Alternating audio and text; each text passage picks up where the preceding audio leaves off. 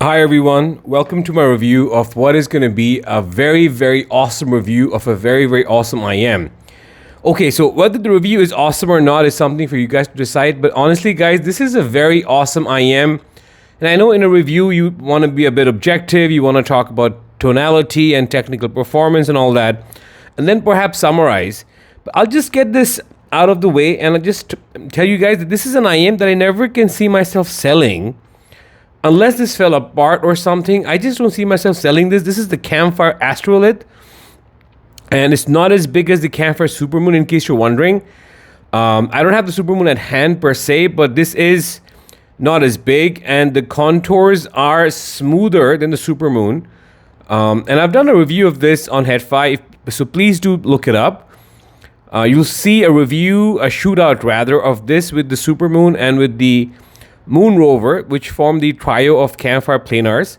So Campfire is pretty unique, not just because of the very adventurous tuning that they've done repeatedly, whether you talk about the Bonneville or the Trifecta. The Trifecta, of course, has its huge discussion threads on Headfi. You can check out Water Cooler, which is where all the flagship IEM guys hang out. Water Cooler is a thread on Headfi.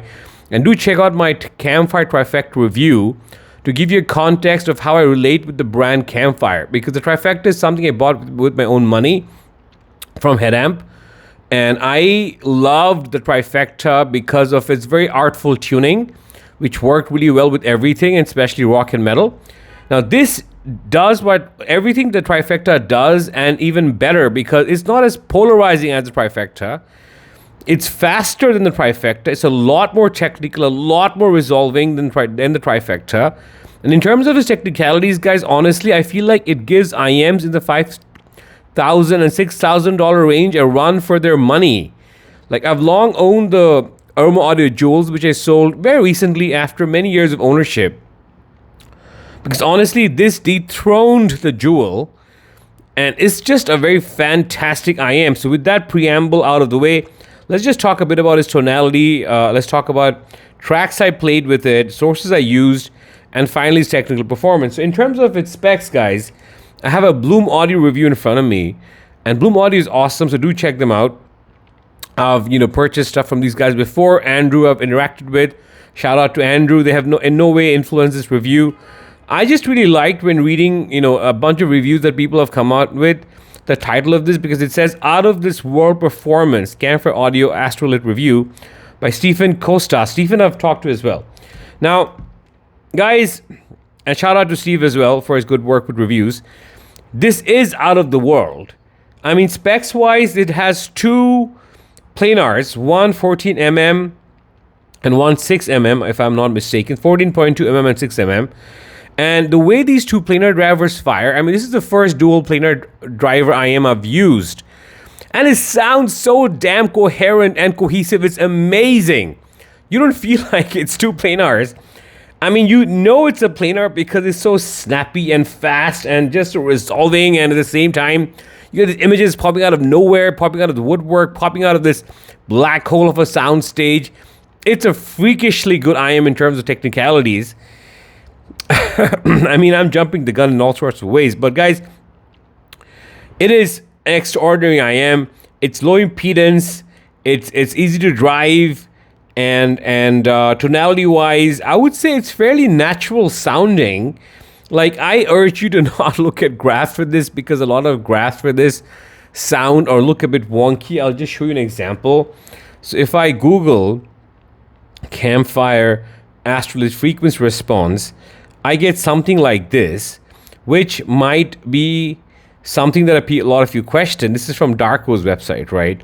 So the first thing you get is this enormous amount of bass. But having said that, though, it does come down appropriately around 200 hertz, right? So with this, guys, it's different from the Campfire Supermoon in that I just perceive no mid-bass bloat whatsoever. It's just a very balanced bass, very succulent bass. And if you ever hear me use the word succulent, I'm not just hyping something. I've actually bitten into this bass and love the juiciness of it, because it's a juicy bass and it's just effing incredible. So it's balanced from sub bass to mid bass. It's pretty flat. And you do get pin again. So the pin again here, it looks like there's something wrong with the pin again here. And I've seen other Campfire IEMs graph like this, but not really sound like this. Because when you hear this, whether it's Nora Jones, Begin Again, whether it's Solomon Burke, Don't Give Up on Me, REM, Welcome to the Occupation, Anathema, You're Not Alone, Machine Head, Game Over, Joni Mitchell, California, Jackson Brown, My Cleveland Heart, Invincible, by Tool. I've listened to all of this before this review just to whet my appetite and my beak and be able to speak sort of, extemporaneously about this product. All these vocalists sound perfect. They sound perfect, immaculate in how deep or sonorous or how fleet-footed they're supposed to sound. In no way do the vocals sound pushed back or recessed. It just sounds perfect. So ignore the graph for this one, guys. The vocals here sound perfect. And moreover, the treble sounds perfect. It doesn't sound peaky or bright or, the squiggly lines in the treble sometimes actually depict what the treble of an IEM sounds like. Sometimes they do not. And in this instance, the treble just sounds, honestly, guys, it sounds perfect. This is one of those instances, just like the Campfire Trifecta, where the graph of this does not, in any shape or form, do justice to the sound of this. It's amazing. The graph doesn't look amazing, but that's okay. It is far less polarizing, I think, if you listen to it, than the Trifecta, because I have a lot of seasoned audiophiles I hang out with locally and internationally, and every person who's listened to this locally and internationally has said to me that, bro, this is great. I want to buy this off you. Will you sell this to me, etc. and etc. The Trifecta did not elicit a similar response. The Trifecta was one of my favorites. But a lot of people I ran into would say, oh, okay, it's not for me because I feel like it's a bit sharp in the treble or a bit boomy in the mid bass. This is not one of those IEMs. This will, I think, generate a wider following if people care to listen to this. So in terms of particular tracks, the last track I was playing on this, as is evident, is And Justice for All by Metallica. And I love this band. I love this album. I've, drawn this many times, the album art. And I've even sold t-shirts when I was in high school with this drawn on the t-shirt. Lady Justice. Guys, this is a fantastic track, and this IEM does this track justice, pun intended.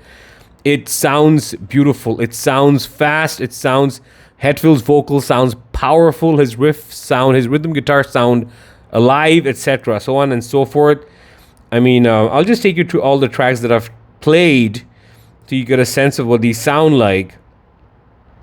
So before I played And Justice for All, I did play Lateralus by Tool, which is an amazing song, an amazing track, and it sounds great no matter what you play this with, because it's one of the best Tool tracks if you ask me.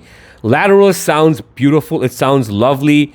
There's an insanely beautiful melodic, like spookily melodic quality to this track, and this IEM holds it together while giving you the greatest bass texture and great vocals from Maynard. Is just awesome, guys.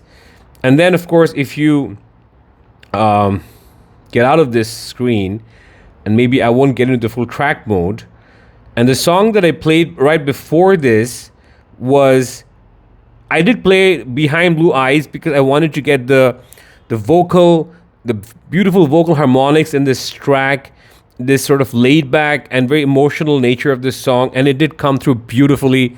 I just loved it. There was a lot of micro nuance in this track. I skipped a bunch of these tracks. This track that I played previous to this one, I think, was Invincible by Tool, and the sound stage here was phenomenal, as was the image placement. This is a very wide staging IEM, guys. It's wide. It's wider than the Trifecta even. It's wider than the Traley and the Jewel. It's a wide mother lover of an IEM, and I love it for that. And Game Over by Machine Head was fantastic. Metal sound incredible on this. It never got bright and brittle, although this will test the best of IEMs in the treble department. And even IEMs that don't sound bright otherwise will sound bright in the treble on this track. Not so much with the Astrolith. It did not sound bright. It sounded beautifully aggressive, just very aesthetically energetic, punchy, and just very well defined, and honestly just awesome, guys. Anathema, you're not alone. The sub bass here was just bonkers. Bonkers sub bass. REM's vocal was beautiful and melancholic and just lovely, and Nora Jones was just sultry. Guys, this is an amazing IEM, and this is not the only DAP I played it with. I've also used my Basso DX160, which is switched off right now, and I use it during my walks because it's more portable, it's super light, it's cheap, and this is awesome too with the Astrolith, because there's one album by Metallica called Kill 'Em All, which I've heard in the past when I was growing up, and then stopped listening to it. On this combination, Kill 'Em All sounds amazing because there's something about these IEMs. It just brings a lot of old school rock tracks alive. Like a lot of old school fuzzy sounding tracks, which might not be the best recorded, sound great on this. It's forgiving somehow of poorly recorded and mastered tracks. So guys, I mean, I can take you guys to a bunch of songs that I've played on this tab, but the point is, the first song that pops up is Shame in You by Alice in Chains. This is a great album by Alice in Chains. And I love grunge with this IEM. Grunge sounds just the way it's supposed to. It sounds melancholic, it sounds anguished or in anguish, and it sounds amazingly emotional. So I also like this for grunge, and it seldom is the case when I like an IEM for both grunge and for metal and for vocals and for, female vocals like Nora Jones and so forth. This does it, guys. It does sound a wee bit different because it sounds a wee bit leaner on this and a wee bit thicker on this. That's just how these sources impart their own coloration. But this is amazing, guys. And I would dare say that this works with almost every source I've tried it with. So technicalities-wise, as might have been alluded already, this resolution here is masterclass. Soundstage here is masterclass. Imaging is masterclass. Slam and punch is masterclass, as is timbre. This is an A+ IEM. I honestly think that these IEMs do not do anything wrong. Highest praise, but this is perhaps one of the best IEM produced this year, I think. I will be coming out with the ranking for the end of the year, and I'll possibly publish it in 2025.